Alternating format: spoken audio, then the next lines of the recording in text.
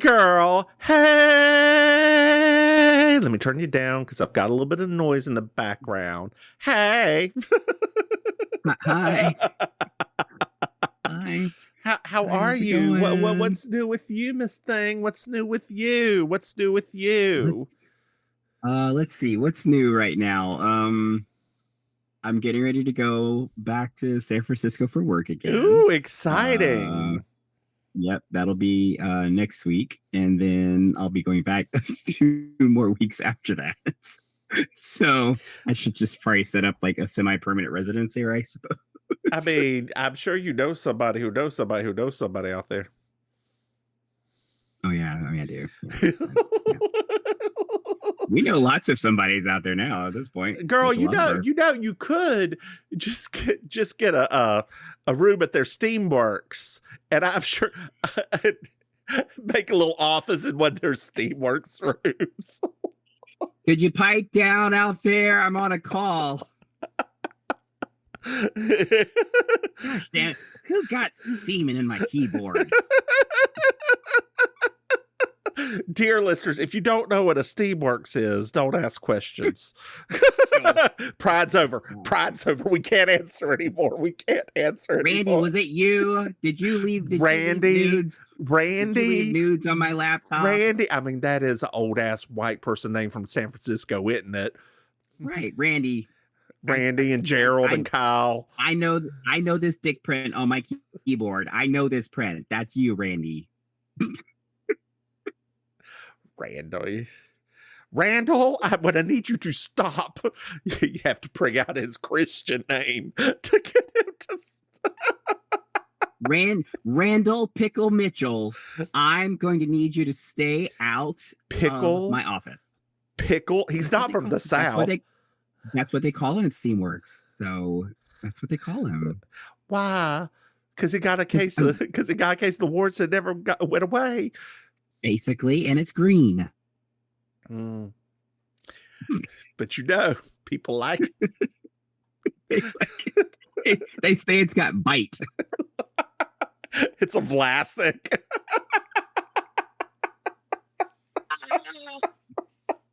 Last year he went on meds and it was more like a bread and butter. Oh my God. Oh God. Have you ever heard of nuclear pickles? So in Ukraine, they call them nuclear. They aren't actually nuclear. Okay. They ferment the pickles instead of just pickle them. They actually go through fermentation, and apparently they are like real. They got a kick to them whenever you bite into them. So they call them nuclear pickles. Not heat, but that fermented That sounds nice. That sounds delicious. What did we watch the other day? We watched a special on a lot of different like Japanese fermentation foods. Mm-hmm. Yeah. I didn't realize. I mean, I knew that some things were fermented, but like I didn't realize, for example, that soy sauce was considered like a fermented food. Yeah.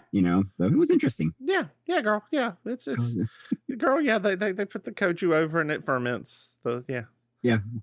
We because my husband's one of his favorite foods is natto, as you know. Yeah. And I mean, we were watching that NHK Oishi, the yeah. And he's like, why have they never done one about natto?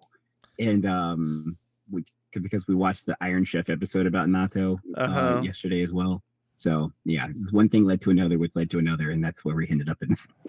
I mean, it's because Oishi is about like fresh fruit. That thing's was specifically meant for the fresh food market when they originally did it. So that's why it wouldn't be natto's fermented, right? So yeah. They actually did, but they did it was included in their Oishi one about that. So yeah. It was just nice. Natto's not good. To the human palate, to the American palate, it's not the best. We were watching the episode of Iron Chef because it's so long ago at this point. Mm-hmm. It was amazing because they were talking about how many different ways and how good it was, and how they disguise the taste. Yeah. And I kept looking over at him. I'm like, I feel like there's a disconnect here. Like they keep praising the people that disguise the taste of natto. It's like, yeah, like it's. But then I realized that natto to them is like medicine. It's. I mean, they like the umami, right? That's what they're going after. They're going after that umami funk, which is fine in things. That's why it comes with that little thing of really spicy mustard that you add the whole thing to hide the taste of the natto, right? Like it's. And the only way I could eat it is if it is ice cold with that entire thing of spicy ass mustard in it to kill the taste of the natto. You might like some of the stuff we have now, the shops here, because they have a lot of different flavor pack ones with different types of flavor combinations and things you can add to it. So you might like some of them. It's also a textural nightmare. Like it's thick boogers. Like yeah. Am I wrong? Like that is what it is. It's dog vomit. I mean, these are. I could deal with a lot of stinky, gross foods. Right? Gross. I'll use what Americans would consider gross. I could deal with the full gamut. Yes. I have tried lots of things. Natto is just one that I can't quite get there. But if your husband ever threw it at me and it's like, hey, try it, I'm going to try it and I'm going to just not be fazed whatsoever. What was the guy? There was one shot on there, right, where the guy's like, he keeps like stirring it. Like he looks like a crazy person. He's just like, because it looks so slimy and everything. And the whole time I'm watching it, I kept thinking like, is this trying to make it appealing? Do you think this makes it more appealing? It doesn't. So they need to get somebody onto the natto marketing. I do highly suggest that if you are, speaking of Japanese culture, if you're watching Netflix, that you watch Boyfriends, the new reality show about 5 or 6 Japanese gay men. Yeah. What? Try to find love. Yeah. They're all hot. Like there's my personal favorite's the Korean one with the little blonde tips. He is hot. And then they've got like, are you still there? Okay. Because your face isn't moving. And they've got, you go. I was taken in by what you're saying right now. And then they've got one of the like most famous go-go boys in Japan on the episode 2. Yeah. Oh, okay. And he's called Boyfriends. Okay. Boyfriends, yeah. I was just looking up the other night. Something came across my Instagram feed, and it was I don't know who this person was, but basically like they were showing a night out in one of the provinces there, and they were at a gay bar. Prefectures. Prefectures. Okay. Prefectures. It looks super fun. So gay bars are kind of hidden in Japan. There's not all of them, girls. Some of them now got a big old rainbow display things in the front now. They're still kind of, you still have to kind of sneak to them. It's true. Like the gay city's Osaka, which is the one that that's where they have also the octopus balls out on the street. They're supposedly delicious. Whatever. One day I'm going to Japan. Speaking of trip, well, I have to go with my husband first as a couple. Then we could go together. Mims and Maim travel to Japan. Do like a double date. We could do like a double date. We could do like a double date trip.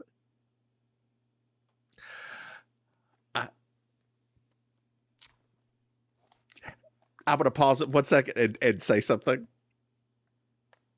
And we're back. Speaking of love and respect, hey, Maim, did you know we have a Patreon? Dear listeners, if you go to patreon.com, Mims and Maim, you can throw us some money. Hey, Maim. Yeah. Maim, did you know I killed Maim in our little interstitial there? It was I had a moment of truth with her, and she understood that truth and felt it. I totally understand everything you just said. Yes. And she felt it in her soul, and I think she agreed with me. Because I think she liked the proposition that I put better herself.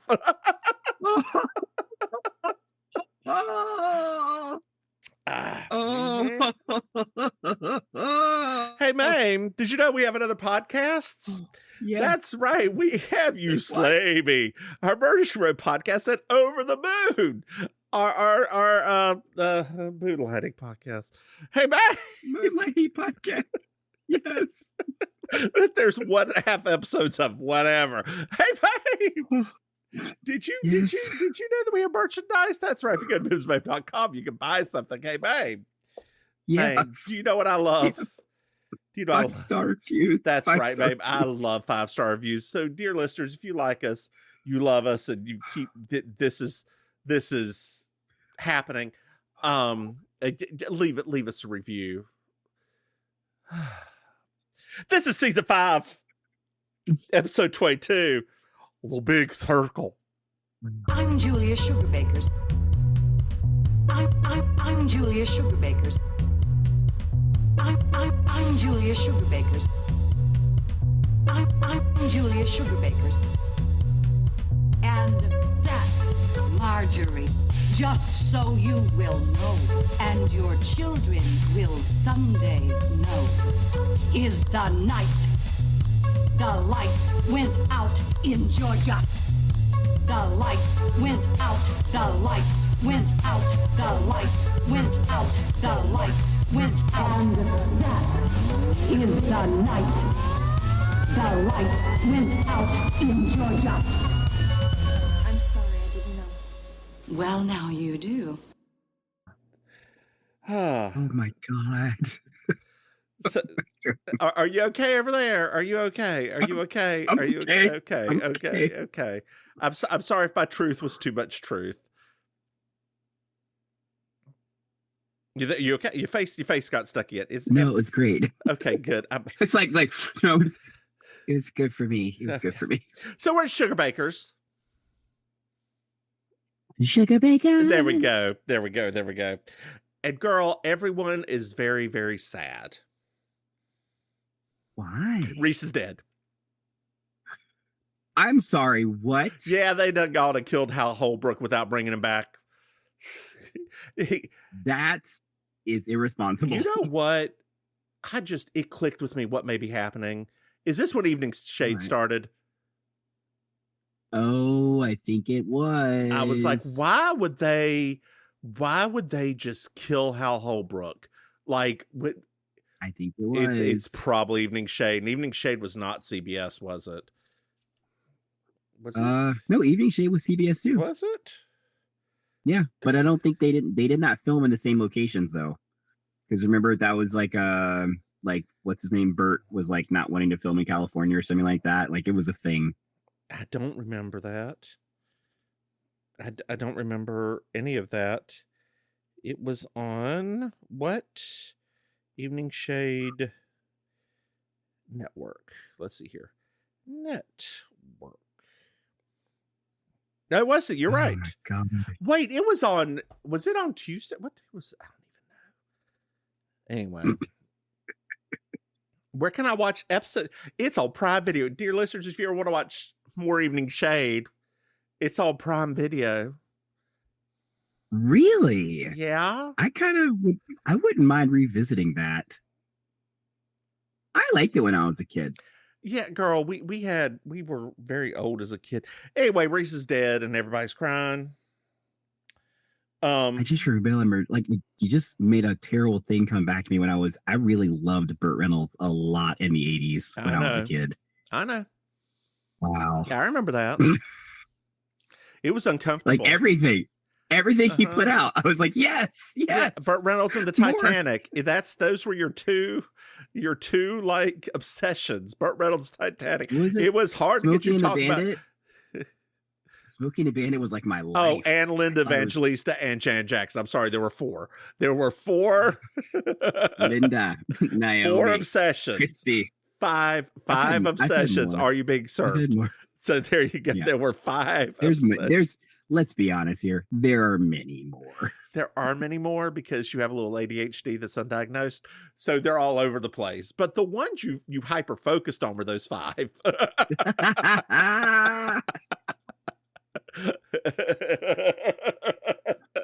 And I can hear Big Sister Maim, if she listens to this episode, just shake your head back in the Big Sister Maim's like, you didn't live with her.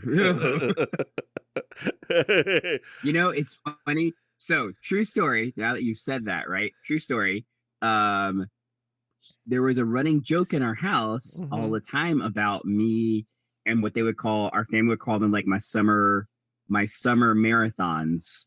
And basically what the summer marathon used to be was every summer, just about, there were a movie that I would become obsessed with, and I would watch it every day during the summers. And when my brother was still home before he went to college, he got unfortunately in the crosshairs of one of those summers in which I became obsessed with the movie Back to the Beach with Frankie Avalon and Annette Funicello.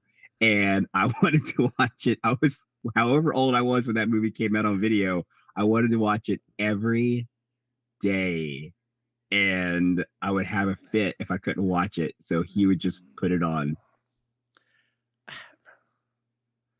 I don't know. I can't explain what I was like when I was a child. That I is don't like know. the But gayest thing I've ever heard. And I've watched. You've heard a lot. And I've watched some really rough gay porn. Like I've. But really, like, how gay is gay porn really? Right? Like, really?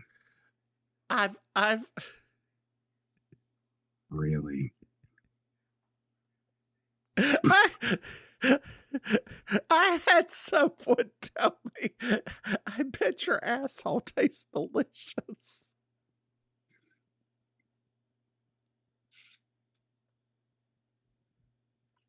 So Charlene reads a note from Reese's daughter, and she starts crying, and she used a tear to put a stamp on a letter back to thing. And Suzanne's here, and let me just tell you, she is with it. She knows she's not signing that contract again, and she is with it. She's like, I'm not being stupid anymore. We're done. They're sending Julia off on a cruise. Okay, well, that's nice. And Charlene compares Suzanne to Scarlett O'Hara. You know, she's just getting everything done, and you know, doing this, doing that, and you know, she would even take the drapes down to make a dress. And Mary Jo's like, she'd go a step further, take the Venetian blinds down and make a credit card out of it. She would. And I would not hold it against her. Charlene describes the cruise, and Mary Jo's like, do you really think it's going to be in the morning, in the evening? Ain't we got fun? Kathy Lee Gifford just screaming in Julia's face. Girl, I've vindicated. Finally, it took 5 seasons and 22 episodes, but finally I feel vindicated. That's it. I had a moment. It was like That's So Raven, where like my vision shot out, and I could just remember all of the times we would walk into class singing that song, and just do the whole commercial. Oh God, we've been gay for so long. Girl, don't you remember doing a conga line in 8th grade on the office chairs down the hallway? Why did they have an automotive thing in our middle school? That's the thing I never don't understand. I don't know. Oh, why were we so gay? And better yet, how did we survive? Literally, how did we survive? Well, look, girl, we both went to an, I'm going to use this very, very loosely, inner city school. The urban school which was It the was most. the urban school. It was the urban school. Dear listeners, that means there were Black people there. And like, yeah, that's really it. Like, we both come from fairly liberal for our time families. Both of our families took paths, but they eventually ended up on the right side of the world. Yeah. Our friends were fairly like fine. They just thought we were insane. Oh, some of them knew. No. Some of them knew, but they didn't care. That's exactly right. You know, it really was AG English specifically that really, for all the hell we gave that California teacher. I did not give her hell. I didn't either. We were actually quite delightful in that class. Yeah. Until she tried to ask us how to pronounce Appalachian and what's Appalachian. And I'm like, girl. She's like, but it doesn't flow. I'm like, I remember somebody in the class, I don't remember who it was, just say, we own the mountains. It's how we say it. We own the mountains. Were we wrong? No. I just saw a picture of Livermush yesterday, and I just regressed. I was just like, What was it from one of our friends' businesses? Okay. Oh yeah. You saw the same picture. I did. I was like, I could eat, even though it wouldn't be good for me after my surgery. I could eat a mess of livermush right now. Wait.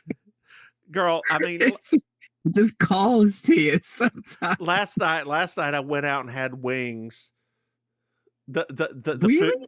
food, not the TV show. I'm not. I don't want to suffer that much. With your stomach? It's fine until this morning. Okay.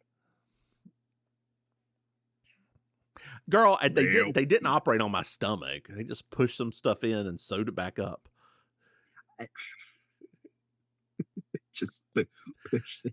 I mean, that is what they made 2 little slits.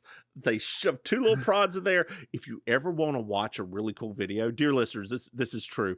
Look up laparoscopic umbilical hernia surgery. It's like 7 minutes long, and it's just these 2 little robots pushing something down and sewing real fast. And then putting a thing in and sewing real fast again. That's it. It is so cool to watch. And you had that done to you. I did. My husband went, like, as soon as I was in the OR, like that he was out front and it said, Mims is in the OR on a little screen. He walked back to get a coffee. They had to give him a map to get to the canteen. Comes back with the coffee. Mims is out of surgery and in post-op. So, and got out of post-op. Mims, do you feel any pain? Yes. Here's some fentanyl. Okay. So much pain. Nah. I didn't even have to take the oxy they gave me, so it was fine. It was just a little pain, little. She's a tough old broad.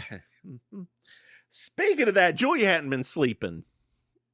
Oh no, she is in mourning. She's been kind of like that. Just been wandering around wailing like a banshee or something.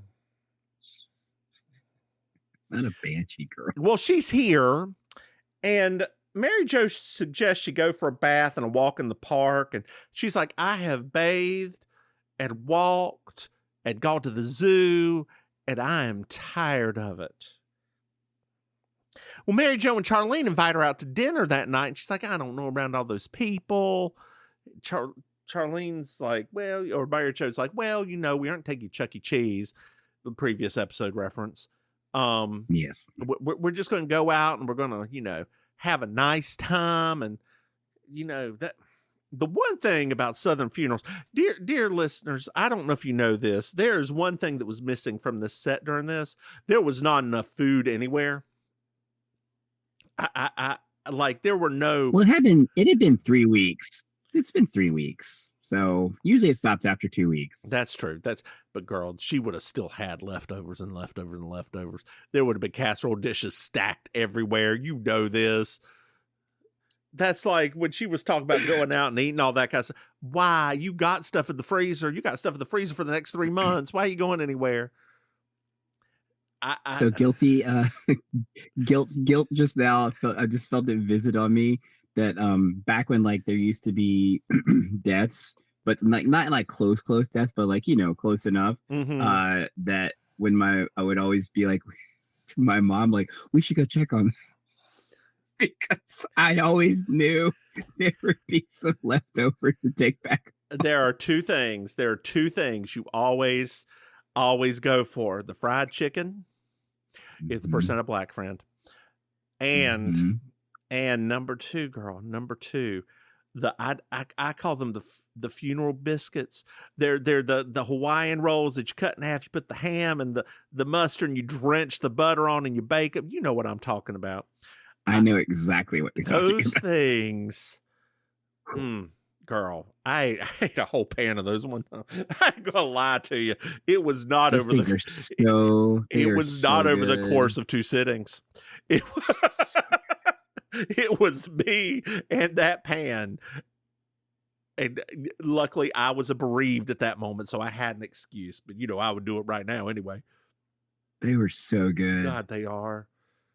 I've looked up the recipe, and how I looked up the recipe was funeral ham sandwiches. Southern funeral ham sandwiches. Welcome to the stage. That was their official name. Welcome to the stage. Funeral ham sandwiches, Annie. Yes. Oh God. And she's celebrating a Latin funeral today, so that mustard is spicy. So Julia is she's taking some light reading with her on the cruise. She's going to read the Brothers Crucial. I actually, true story, I have a Dostoevsky audiobook that I use to help me go to sleep at night. Oh God. You liked Crime and Punishment. No, I did like Crime and Punishment, but that's about the only one that I liked. I didn't like the other ones because it got all the rest of them are basically like a lot of love triangles, but like Russian love triangles. I'm like, whatever. So, but they do the author that reads them. He's got like this nice, like kind of deep, but soft British voice. Mm-hmm. It's nice. Oh, speaking of deep but soft British voices, and absolutely nothing like them. If you sign up for Pluto, which is freemium television, you know what Pluto is. I know. Girl, Pluto. They have Taskmaster on there. Really? Yes. Oh, that's actually exciting. Yeah, that's one of the things I've been recuperating with. So we just fished the first like series of Taskmaster and going on the second one. Yeah, like that's like that's perfect. That's perfect sewing. Dear material. Listeners, if you don't know what Taskmaster is, it's a British game show with comedians that they have to do like stupid tasks and like figure out the easiest way to do them to get points. It's one of the best panel shows. It's great. I love it. Like I wish we had panel shows here like that, but also I know they wouldn't be the same because they're not British. And our comedians aren't like, okay. Say it. No, I'm trying to think of they aren't the same kind of comedy, right? We lean more into the slapstick and the not wittiness. Like I could see that show, that late to whatever the comedy thing, the game show at midnight. Yeah, after midnight. Thank you. Is a close thing we have to it, and there's some people on there who are very good. Adam Pally is first of all, I love Adam Pally. I am very, very, very sexually attracted to Adam Pally. Like, holy God.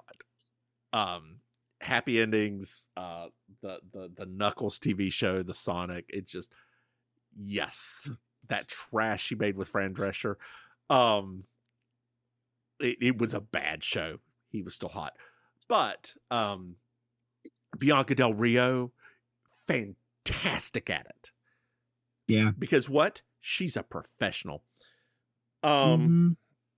So Charlene bought her a National Tattler to read instead. She talked about Bridget Nielsen got another tattoo on her butt of her boyfriend, and Mary Jo's like, she should just put an Etch Sketch back there. Ha ha ha ha ha.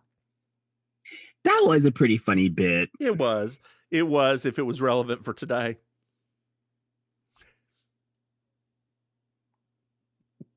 I mean, today you could probably get an Etch Sketch implanted on your backside with modern technology. Well, there's a delivery for Julia. Okay. And they say just put on the table. And Julia goes upstairs and Charlene's like, just put it on the damn table. Well, the delivery's a child actor. That's right, Randa's back. Y'all may remember her from being a brat a few episodes ago. I don't remember when, but she's a brat again. So the governess comes in a little bit later. The governess is here. And Mr. and Mrs. Oliver, and we'll say Olivier to make them sound fancy, are leaving, or they're not coming back from Europe in time to come get her. The governess has another job, but they'll be back tomorrow, right? They'll be back very, very soon. And Sugar Baker's was listed underneath the emergency phone numbers, and to get what this child is like, well, maybe it was an emergency the way they decorated our house. Ha ha ha ha. Dear listeners, I know that some people have this as a beloved episode.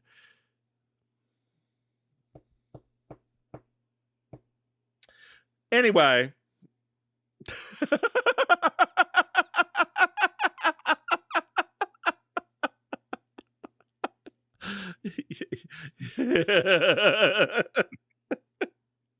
Looking for the exit. Oh no, there's not one. I'm just gonna. Yeah, I don't care. I don't care.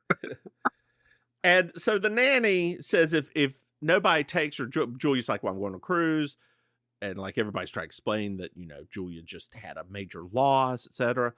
And she's like, well, if nobody takes her, I'm going to have to take her to child welfare services.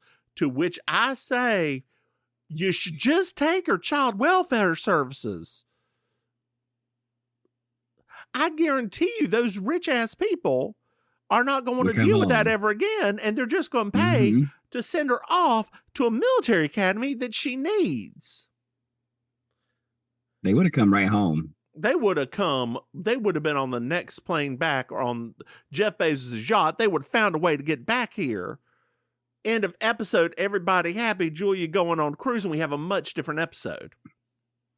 How Julia got her groove back. Ooh, come on, groove. 5 weeks later. He already had that groove.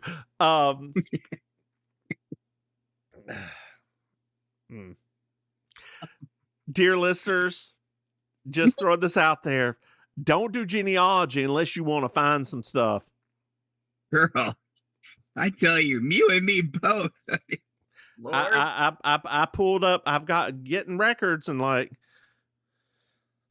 Lord, girl, I got to stop in Newton, North Carolina to pick up a couple of things on my way. I can have it sit here, but it's just cheaper to go by there and actually physically pick it up. So next time I go on a Cherokee Key, I'm just going to drive by Newton and pick up. Come on, Newton. Come on, Newton. Girl, maybe I will go to Catawba Valley Mall right there afterwards. For old time's sake.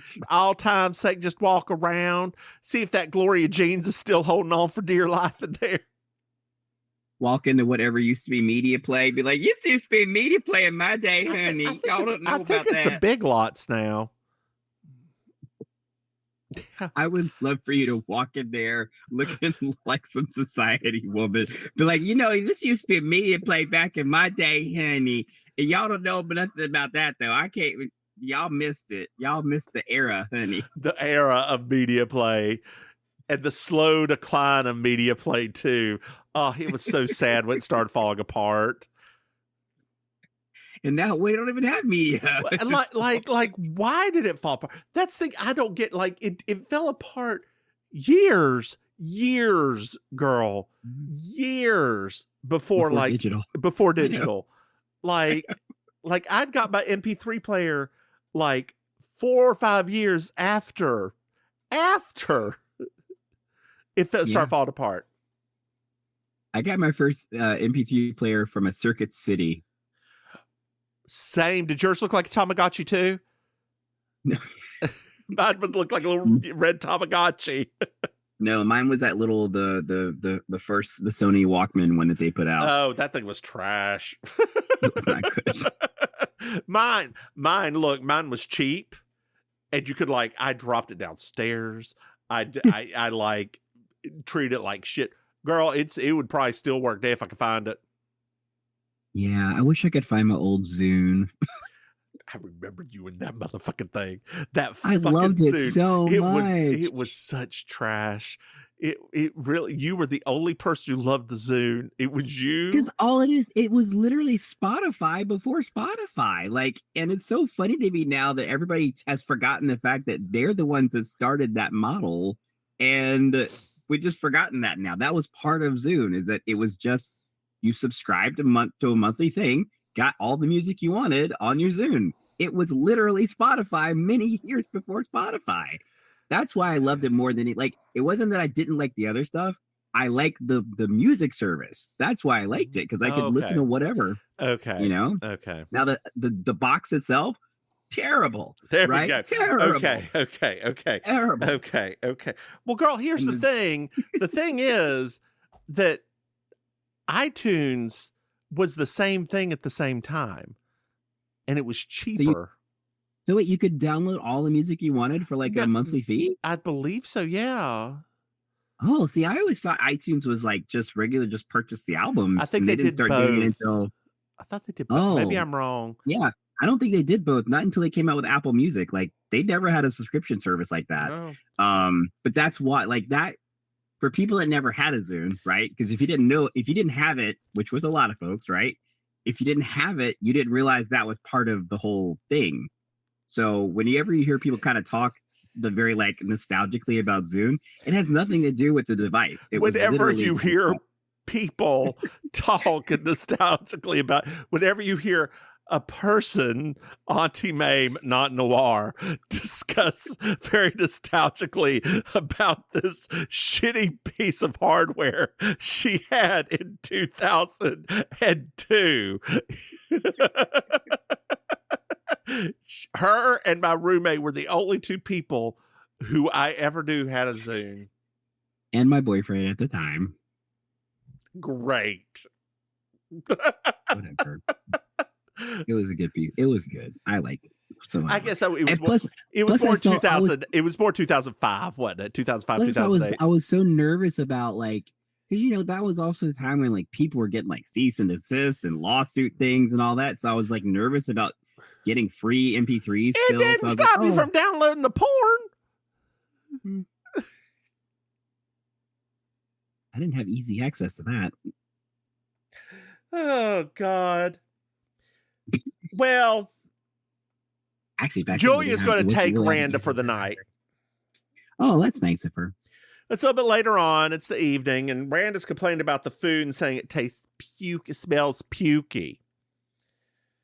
She slides the food away.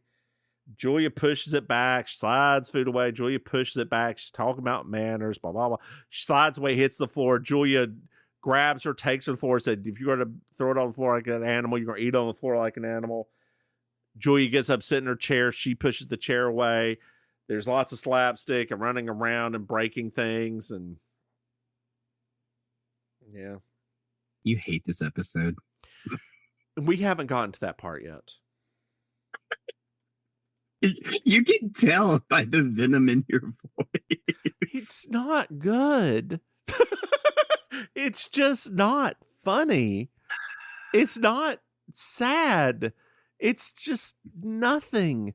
They killed off Hal Holbrook without even giving him an in memorandum.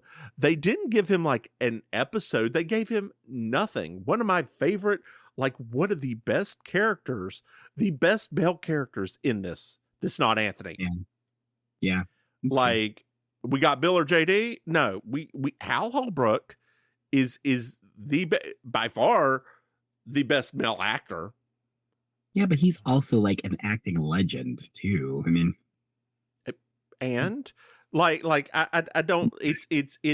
But what I thought, because I actually thought the same thing. Right. Mm-hmm. And what I thought is I have a feeling that Hal Holbrook was like, I don't want to make a big deal, right? I got to leave the show for blah, blah, blah. I don't want to make a big deal out of this, right? Mm-hmm. I don't want to, because I personally think that's what happened. Because I do think that he probably was like, yeah, I don't know, you can incorporate it, obviously, to explain why I'm not going to be there anymore, but like, don't make a big thing out of it. And I really think that's what they did. I mean, it could also be that they didn't sign him into a contract this season, so they couldn't use his face. Oh, there's that too. I mean, let's not get too super ethereal here. Let's just say it like it is. It probably they didn't sign a contract, use his face. Super ethereal. Yes, that term. Love that term. Mary Jo and Charlene are here to take Julia out. She finds them with she finds Julia with Rand in a headlock. And Julia's like, get out now. And Mary Jo's like, did you see that? Charlie just like, yeah, Julia's eating. It was cute. Not great, but cute. Well, it's the next morning, and Anthony apparently signed his contract last night because he's back. And he's like, well, okay, what's going on? Randa's cleaning, and Julia's like, yeah, she's making up, fixing her mistakes, and the new governess is coming, and she needs to have a firm hand. Well, the taxi's here. Julia hands off her bag, and the new governess is here, and she's a bit rougher. Yes, that's a good way of putting it. She calls Randa brat, which she is. And Julia's like, when I said, a governess with a firm hand, I didn't mean a lady warden from an Anne Margaret prison movie. Those are so good. I've never We should do one of those. We should do one for like a special episode. God. We'll see how that happens. I'm just saying, they are so good. Remember that episode of Murder, She Wrote that was in the lady prison? Yes. Imagine that, but like 1,000 times more ridiculous. Like cartoonishly level villains and it's so good. No Adrienne Barbeau though, but everything else. Well, Julia says, send the taxi away. This governess is a bitch. I'm going to keep her.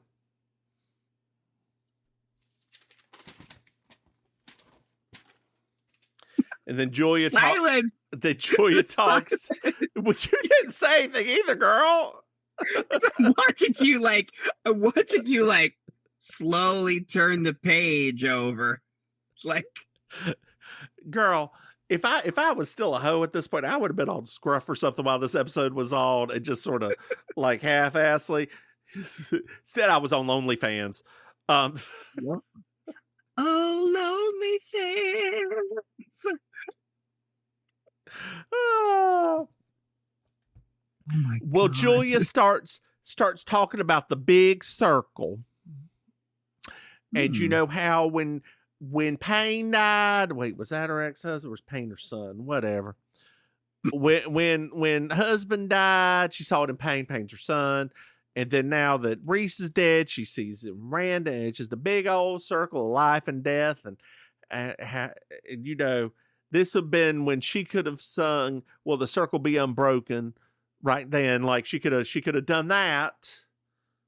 Oh, yeah. Or later on when she's singing Mockingbird, she could have sung that, which would have been a lot more spiritual. What's later at night, girl? It's later at night, and have we been talking long enough on this episode? Bless be we have. It's later at night, and Randa can't sleep, girl.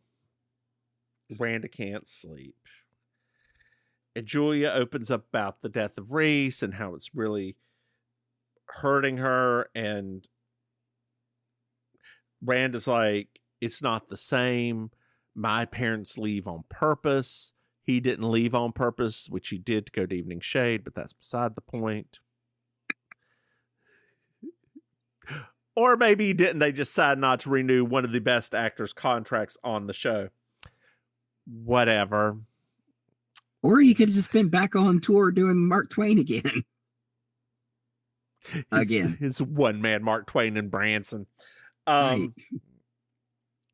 Well, Julia's like, the difference is your parents are coming back. Oh, I'm taking child welfare services. Reese isn't, because his contract wasn't renewed. And Julia sings Mockingbird to her, and she's like, oh, it's a song about shopping.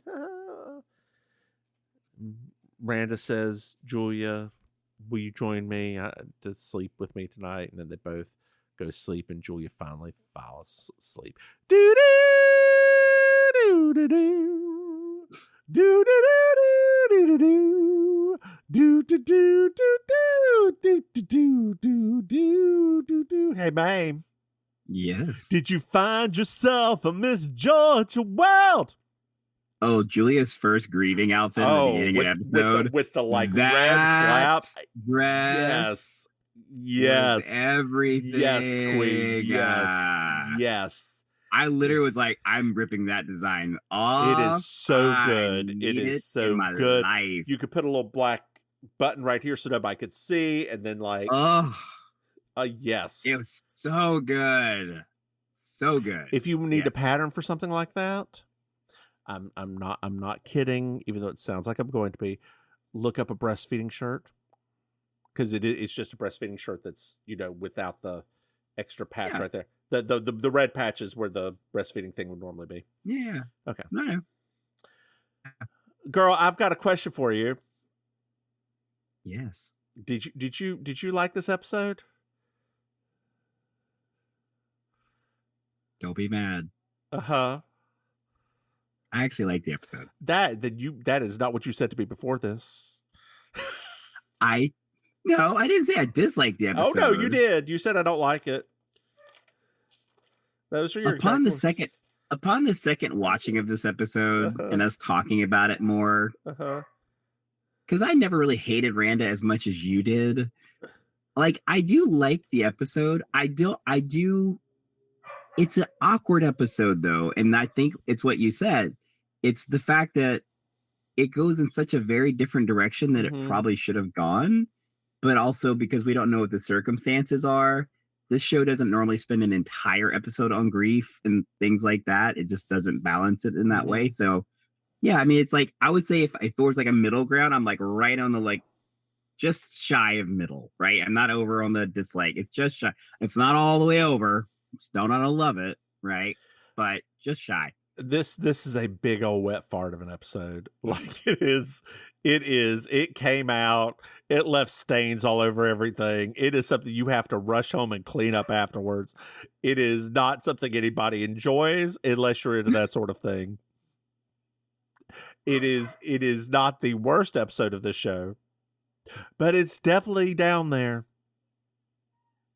But it's like, I also think about the fact that like all four ladies got like little moments to shine in the episode too. Wonderful. Who cares? Suzanne didn't get a moment to shine. She got a second and a half to look competent. She wasn't funny. That's what I meant. I just meant like she got a little thing in. She got to be sassy and show that side of her. I didn't just mean like being funny. I just meant like everybody got like a little beat. Well, girl, that's called a group comedy. And if they sometimes the show does not do that. I know, well. And that's when they fail. So, like, I mean, it's not Randa's fault. She's written poorly. Like, it's not. They write her character so shallowly, and like it's not. it's not anybody else's fault. It's Linda Bloodworth Thompson's fault because they give them an out at the beginning. Send her to Child Protective Services. This is not your job. This is beyond the niceness of a Southern person. There is no Southern person out there who would be like, I'm a business and you want to do this with a child? A bratty rich girl? Are you crazy? But I think it's because they have history with Miranda now and they know that she is not coming from a place of love. It's like, I feel like that's why they ended up doing what they did, is because they know that she's not taken care of. Just like on the last episode when she was on there, like, right? That was how they kind of ended it, was we know she's terrible, but we know she's terrible because her parents are terrible. So it's like, I don't know. It's like, it's just it's like two different episodes in one, which sometimes when the show does that, it doesn't go well, which is like I said, that's why I'm kind of like right in that middle down of like, I could see where it was going on both sides and they weren't terrible, but they just don't marry very well. I know. No, it was just bad. There's no convincing me otherwise that it.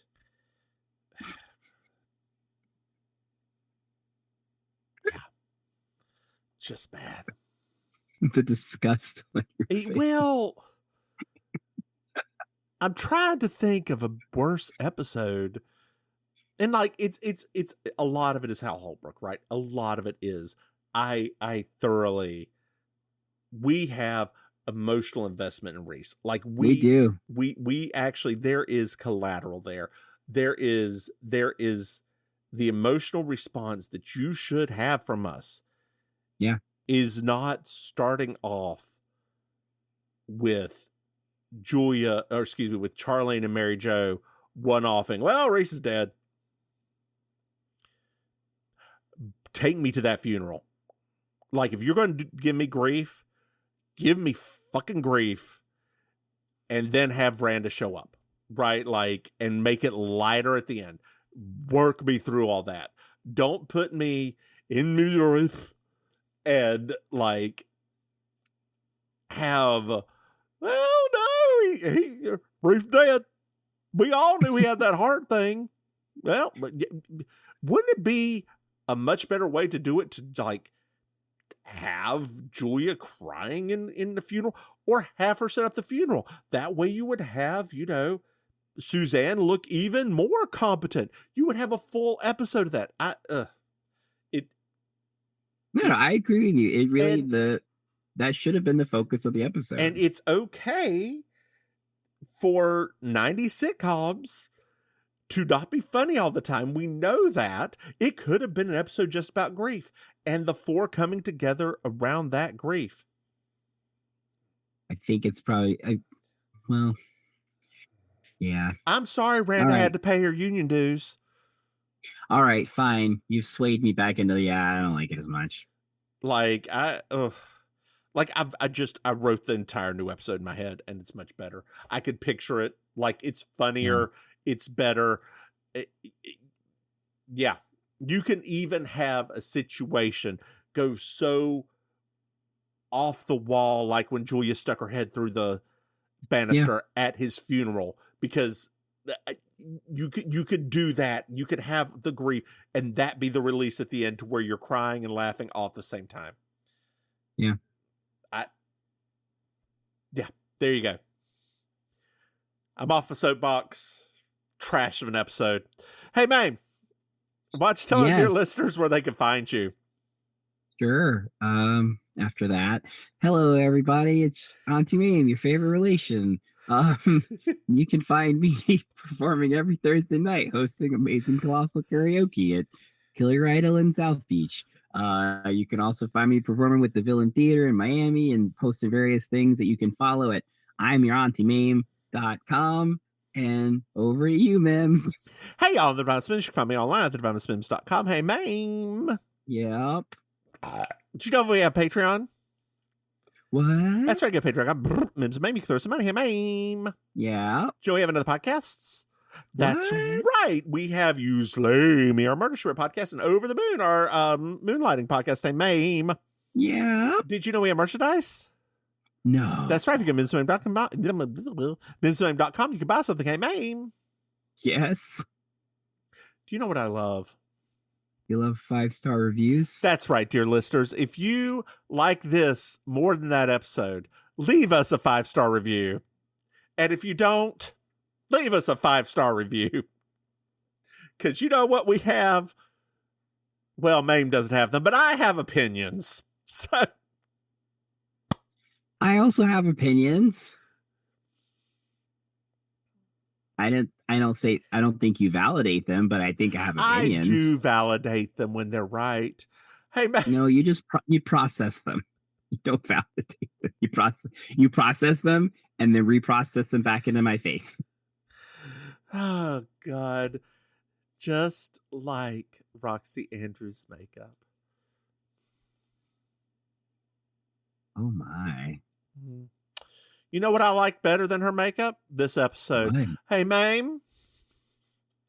Yes. Did you know our dear listeners can reach out to us?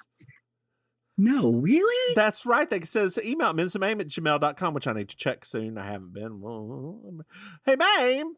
Yes. Do you have anything else to add? Nope. Nope, that's it. Why don't you say goodnight, Maim? Good night, Maim. Bye, y'all.